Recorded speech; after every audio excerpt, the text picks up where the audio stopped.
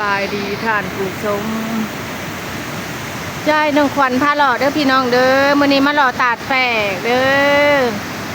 ใจกดไลค์กดแชร์ให้ในเด้อเพชรชาว YouTube ทั้งหลายตัดแฝกธรรมชาติงาม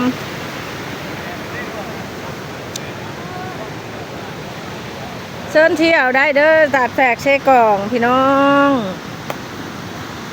งามแฮงมีภูเขาทิวทัศน์ภูเขาสะอาดงามตา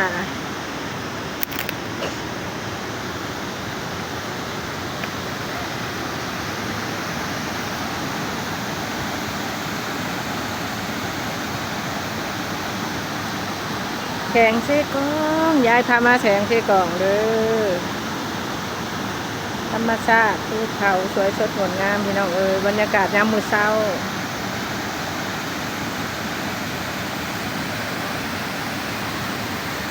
อันนี้เขาเอิ้นว่าตาดแฝ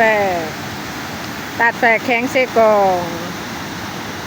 ยายพาหล่อเบิดมือนี่พี่น้องซอยกดไลค์กดแชร์ให้ยายนี่เด้อเอาเบิ่งผสมให้ยายในทางช่อง YouTube ชาแนล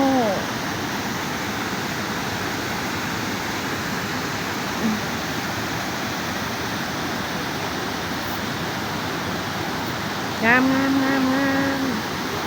หลาย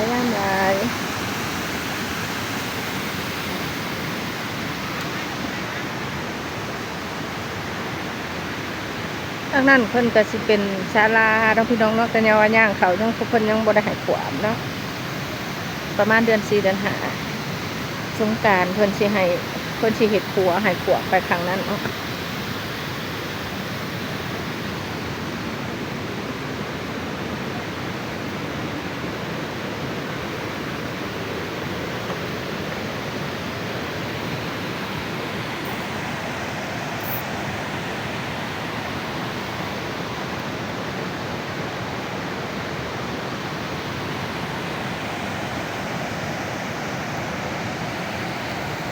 สำนี้กันเด้อท่านผู้ช